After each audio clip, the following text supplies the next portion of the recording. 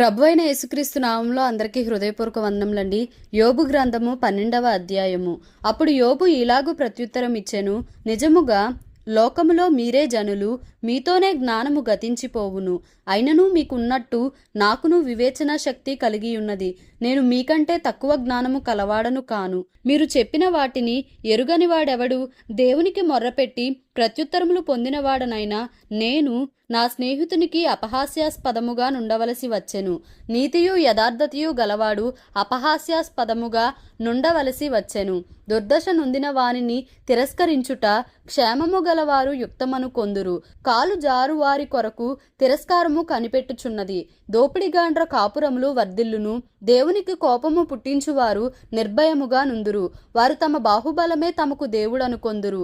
అయినను మృగములను విచారించుము, అవి నీకు బోధించును. ఆకాశ పక్షులను విచారించుము, అవి నీకు తెలియజేయును. భూమిని గూర్చి ధ్యానించిన ఎడల అది నీకు బోధించును. సముద్రములోని చేపలను నీకు దాని వివరించును. వీటి అన్నిటిని బట్టి యోచించుకొనిన ఎడల యెహోవా హస్తము వీటిని కలుగజేసెనని తెలిసికొనలేనివాడెవడు? జీవరాశుల ప్రాణమును మనుష్యులందరి ఆత్మలను ఆయన వశముననున్నవి గదా. అంగిలి ఆహారమును రుచి చూచినట్లు చెవి మాటలను పరీక్షింపదా? వృద్ధుల యొద్ద జ్ఞానమున్నది, దీర్ఘాయువు వలన వివేచన కలుగుచున్నది అని మీరు చెప్పుదురు. జ్ఞాన శౌర్యములు ఆయన యొద్ద ఉన్నవి, ఆలోచనయు వివేచనయు ఆయనకు కలవు. ఆలోచించుము, ఆయన పడగొట్టగా ఎవరునూ మరలా కట్టజాలరు. ఆయన మనుష్యుని చెరలో మూసివేయగా తెరచుట ఎవరికిని సాధ్యము కాదు. ఆలోచించుము, ఆయన జలములను బిగబట్టగా అవి ఆరిపోవును. వాటిని ప్రవహింపనీయగా అవి భూమిని ముంచివేయును. బలమును జ్ఞానమును ఆయనకు స్వభావ లక్షణములు. మోసపడు వారును మోసపుచ్చువారును ఆయన వశముననున్నారు. ఆలోచనకర్తలను వస్త్రహీనులనుగా చేసి ఆయన వారిని తోడుకొని పోవును. న్యాయాధిపతులను అవివేకులనుగా కనపరచును. రాజుల అధికారమును ఆయన కొట్టివేయును. వారి నడుములకు గొలుసులు కట్టును. యాజకులను వస్త్రహీనులనుగా చేసి వారిని తోడుకొని పోవును. స్థిరముగా నాటుకొనిన వారిని ఆయన పడగొట్టును. వాక్చాతుర్యము గలవారి పలుకును ఆయన నిరర్ధకము చేయును. పెద్దలను బుద్ధిలేని వారినిగా చేయును. అధిపతులను ఆయన తిరస్కారము చేయును. బలాఢ్యుల నడికట్లను విప్పును. చీకటిలోని రహస్యములను ఆయన బయలుపరచుచు మరణాంధకారమును వెలుగులోనికి రప్పించును. జనములను విస్తరింపజేయును, నిర్మూలము చేయును. సరిహద్దులను విశాలపరచును, జనములను కొనిపోవును. భూజనుల అధిపతుల వివేచనను ఆయన నిరర్ధక పరచును. త్రోవలేని మహారణ్యములో వారిని తిరుగులాడ చేయును. వారు వెలుగులేక చీకటిలో తడబడుచుందురు.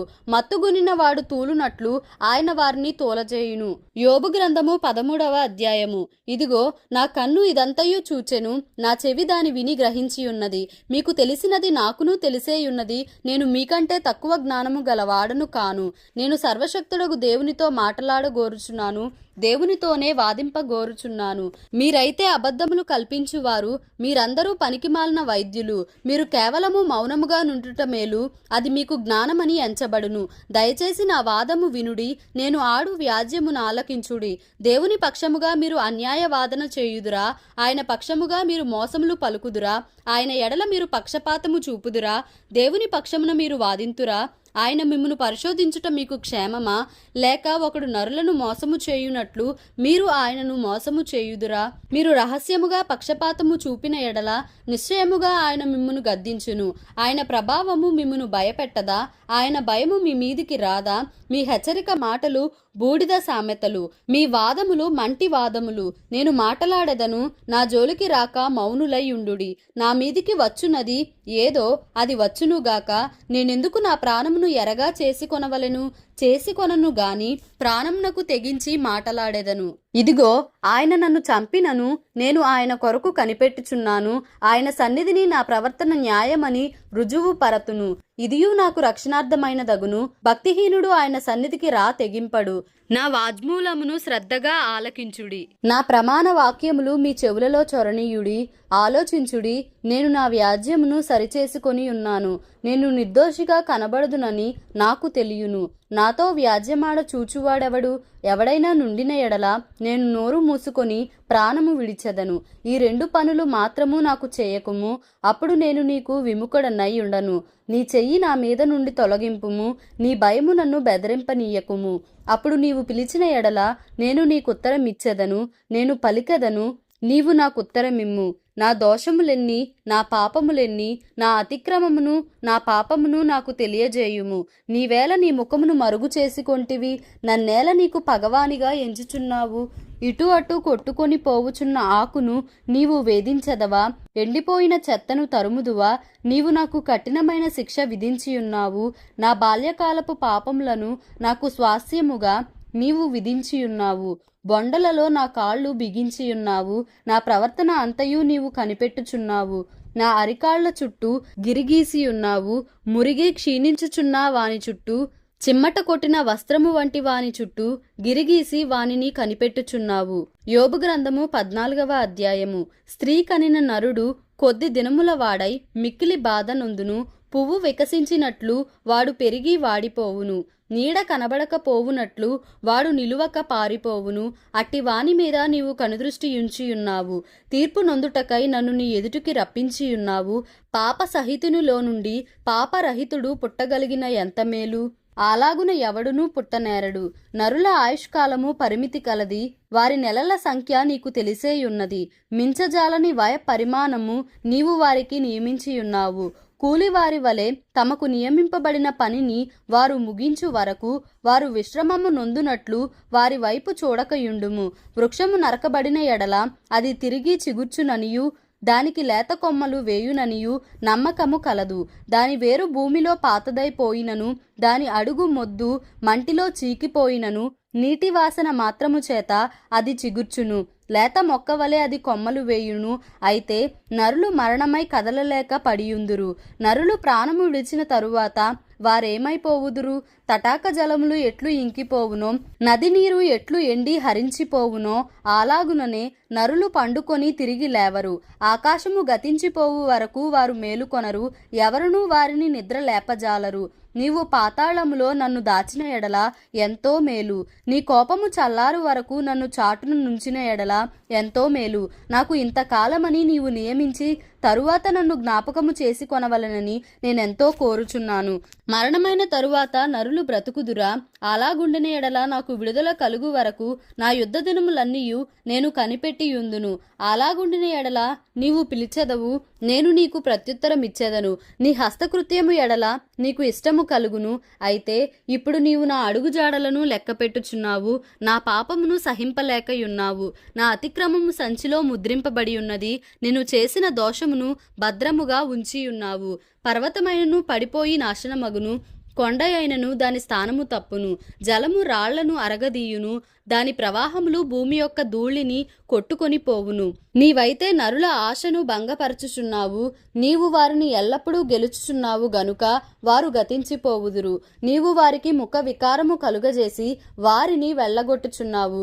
వారి కుమారులు ఒకవేళ ఘనత వహించినను అది వారికి తెలియకపోవును. వారు ఒకవేళ అణిగిపోయినను అట్టి గతి వారికి పట్టెనని వారు గ్రహింపకయుందురు. తమ మట్టుకు తామే శరీరమునందు నొప్పి నొందుదురు, తమ మట్టుకు తామే ప్రాణమునందు దుఃఖపడుదురు. యోబు గ్రంథము 15వ అధ్యాయము. అప్పుడు తేమానీయుడైన ఎలీఫజు ఈలాగున ప్రత్యుత్తరం ఇచ్చెను. జ్ఞానము గలవాడు నిరర్ధకమైన తెలివితో ప్రత్యుత్తరం ఇయ్యదగునా? తూర్పు గాలితో తన కడుపు నింపుకొనదగునా? వ్యర్థ సంభాషణ చేత వ్యాజ్యమాడదగునా? నిష్ప్రయోజనమైన మాటల చేత వాదింపదగునా? నీవు భయభక్తులను వ్యర్థము చేయుచున్నావు, దేవుని గూర్చిన ధ్యానమును హీనపరచుచున్నావు. నీ మాటల వలన నీ పాపము తెలియబడుచున్నది, వంచకుల పలుకులు నీవు పలుకుచున్నావు. నేను కాదు, నీ మాటలే నీ దోషమును స్థాపించుచున్నవి, నీ పెదవులే నీ మీద సాక్ష్యము పలుకుచున్నవి. మొదట పుట్టిన పురుషుడవు నీవేనా? నీవు పర్వతములకు ముందుగా పుట్టినవాడవా? నీవు దేవుని ఆలోచన సభలో చేరియున్నవాడవా? నీవు మాత్రమే జ్ఞానవంతుడవా? మేము ఎరుగనిది నీవేమి ఎరుగుదువు? మేము గ్రహింపనిది నీవేమి గ్రహింతువు? నెరసిన వెంట్రుకలు గలవారును చాలా వయస్సు మీరిన పురుషులను మాలోనున్నారు. నీ తండ్రి కంటెను వారు చాలా పెద్దవారు. దేవుడు సెలవిచ్చిన ఆదరణ నీకు తేలికగానున్నదా? ఇట్లు నీతో మృదువుగా పలుకబడిన వాక్యము తేలికగానున్నదా? నీ హృదయము ఏల కృంగిపోయెను, నీ కన్నులు ఏల ఎర్రబారుచున్నవి. దేవుని మీద నీవేళ ఆగ్రహపడుచున్నావు, నీ నోట నుండి అట్టి మాట లేల రానిచ్చుచున్నావు. శుద్ధుడగుటకు నరుడు ఏపాటివాడు, నిర్దోషుడగుటకు స్త్రీకి పుట్టినవాడు ఏపాటివాడు? ఆలోచించుము. ఆయన తన దూతల యందు నమ్మికయుంచడు, ఆకాశ వైశాల్యము ఆయన దృష్టికి పవిత్రము కాదు. అట్లుండగా హేయుడును చెడినవాడును నీళ్లు త్రాగునట్లు దుష్క్రియలు చేయువాడును మరి అపవిత్రుడు గదా. నా మాట ఆలకింపుము, నీకు తెలియజేతును. నేను చూచిన దానిని నీకు వివరించెదను. జ్ఞానులు తమ పితరుల యొద్ద నేర్చుకొని మరుగు చేయక చెప్పిన బోధను నీకు తెలిపెదను. అన్యులతో సహవాసము చేయక తాము స్వాస్థ్యముగా పొందిన దేశములో నివసించిన జ్ఞానులు చెప్పిన బోధను నీకు తెలిపెదను. తన జీవితకాలమంతయు దుష్టుడు బాధనుందును, హింసకునికి ఏర్పడిన సంవత్సరములన్నీయు వాడు బాధనుందును. భీకరమైన ధ్వనులు వాని చెవులలో బడును, క్షేమకాలమున పాడు చేయువారు వాని మీదికి వచ్చెదరు. తాను చీకటిలో నుండి తిరిగి వచ్చేదనని వాడు నమ్మడు, వాడు ఖడ్గమునకు ఏర్పరచబడినవాడు. అబ్బా, ఆహారం ఎక్కడ దొరుకునని దాని కొరకు తిరుగులాడును. అంధకార దినము సమీపించుచున్నదని వానికి తెలియను, శ్రమయు వేదనయు వానిని బెదిరించును. యుద్ధము చేయుటకు సిద్ధపడిన రాజు శత్రువుని పట్టుకొనున్నట్లు అవి వానిని పట్టుకొనును. వాడు దేవుని మీదికి చేయి చాపును, సర్వశక్తుడగు వానిని ధిక్కరించి మాటలాడును. మూర్ఖుడై ఆయనను ఎదుర్కొనును, తన కేడముల గుబకలతో ఆయన మీదికి పరుగెత్తును. వాని ముఖము క్రొవ్వు పట్టియున్నది, వాని చిరుప్రక్కలపైనే క్రొవ్వు కండలు పెరిగియున్నవి. అట్టివారు పాడైన పట్టణములలో నివసించుదురు, ఎవరునూ నివసింపకూడని ఇండ్లలో, దిబ్బలు కావలసియున్న ఇండ్లలో నివసించెదరు. కావున వారు భాగ్యవంతులు కాకపోదురు, వారి ఆస్తి నిలువదు. వారి సస్య సంపద పంట బరువై నేలకు వంగదు. వారు చీకటిని తప్పించుకొనరు, అగ్నిజ్వాల వారి లేత కొమ్మలను దహించును. దేవుని నోటి ఊపిరి చేత వారు నాశనమగుదురు. వారు మాయను నమ్ముకొనకుందురుగాక, వారు మోసపోయినవారు. మాయయే వారికి ఫలమగును. వారి కాలము రాకముందే అది జరుగును, అప్పుడే వారి కొమ్మ వాడిపోవును. ద్రాక్ష చెట్టు పిందెలు రాల్చునట్లు ఆయన వారిని రాల్చును, ఒలీవ చెట్టు పువ్వులు రాల్చునట్లు ఆయన వారిని రాల్చును. భక్తిహీనుల కుటుంబము నిస్సంతువగును, లంచగొండుల గుడారములను అగ్ని కాల్చివేయును. వారు దుష్కార్యమును గర్భమున ధరించి పాపము కందురు, వారి కడుపున కపటము పుట్టును. యోబు గ్రంథము 16వ అధ్యాయము. అందుకు యోబు ఈలాగున ప్రత్యుత్తరం ఇచ్చెను, ఇట్టి మాటలు అనేకములు నేను వినియున్నాను. మీరందరూ బాధకే కర్తలు గాని ఆదరణకు కర్తలు కారు. ఈ గాలి మాటలు ముగిసిపోయినా నీకేమి బాధ కలుగుట చేత నాకుత్తరం ఇచ్చుచున్నావు? నా స్థితిలో మీరుండిన ఎడల నేనును మీ వలె మాటలాడవచ్చును, నేనును మీ మీద మాటలు కల్పింపవచ్చును, మీ వైపు చూచి నా తల ఆడింపవచ్చును. అయినను నేను నా నోటి మాటలతో మిమ్మును బలపరచు, నా పెదవుల మాటలు మిమ్మును ఓదార్చి ఆదరించును. నేను మాటలాడినను నా దుఃఖము చల్లారదు, నేను ఊరకుండినను నాకేమి ఉపశమనము కలుగును? ఇప్పుడు ఆయన నాకు ఆయాసము కలుగజేసి ఉన్నాడు. నా బంధువర్గమంతయు నీవు పాడు చేసి ఉన్నావు, నా దేహమంతయు నీవు పట్టుకొని ఉన్నావు. ఇది కూడా నా మీద సాక్ష్యముగా నున్నది, నా క్షీణత ముఖాముఖిగా సాక్ష్యమిచ్చుచున్నది. ఆయన తన కోపము చేత నా మీద పడి నన్ను చీల్చెను. ఆయన నా మీద పండ్లు కొరుకుచుండెను. నాకు శత్రువై నా మీద తన కన్నులు ఎర్ర చేసెను. జనులు నా మీద తమ నోరు తెరతురు, నన్ను తిట్టి చెంప మీద కొట్టుదురు. వారు ఏకీభవించి నా మీద గుంపు కూడుదురు. దేవుడు నన్ను దుర్మార్గులకు అప్పగించియున్నాడు, భక్తిహీనుల వశమున నన్ను ఉంచియున్నాడు. నేను నెమ్మదిగా నుంటిని, అయితే ఆయన నన్ను ముక్కలు చెక్కలు చేసియున్నాడు. మెడ పట్టుకొని విదలించి నన్ను తుత్తునీయలుగా చేసియున్నాడు. తనకు నన్ను గురిదిబ్బగా నిలిపియున్నాడు. ఆయన బాణములు నన్ను చుట్టుకొనిచున్నవి. కనికరము లేక నా తుండ్లను పొడిచెను, నా పైత్య రసమును నేలను పారబోసెను. కన్నము మీద కన్నము వేసి ఆయన నన్ను విరుగగొట్టెను. పరుగులెత్తి శూరుని వలె నా మీద పడెను. నా చర్మము మీద నేను గోనెపట్ట కూర్చుకొంటిని, నా కొమ్మును ధూళితో మురికి చేసి తిని. నా చేత బలాత్కారము జరగకపోయినను, నా ప్రార్థన యథార్థముగా నుండినను, ఏడ్పు చేత నా ముఖము ఎర్రబడి ఉన్నది. నా కనురెప్పల మీద మరణాంధకారము నిలుచుచున్నది. భూమి, నా రక్తమును కప్పివేయకము, నా మొర్రకు విరామము కలుగకుండునుగాక. ఇప్పుడు నాకు సాక్షి అయిన వాడు పరలోకంలోనున్నాడు, నా పక్షముగా సాక్ష్యము పలుకువాడు పరమందున్నాడు. నా స్నేహితులు నన్ను ఎగతాళి చేయుచున్నారు. నరుని విషయమై ఒకడు దేవునితో వ్యాజ్యమాడవలెననియు, నరపుత్రుని విషయమై వాని స్నేహితునితో వ్యాజ్యమాడవలెననియు కోరి, నేను దేవుని తట్టు దృష్టియుంచి కన్నీళ్లు ప్రవాహముగా విడుచుచున్నాను. కొద్ది సంవత్సరములు గతించిన తరువాత తిరిగి రాని మార్గంన నేను వెళ్ళుదును. దేవుడి పరిశుద్ధ వాక్యంను మన వినికిడిలో దీవించి ఆశీర్వదించునుగాక. Amen. Please like, share and subscribe for more videos.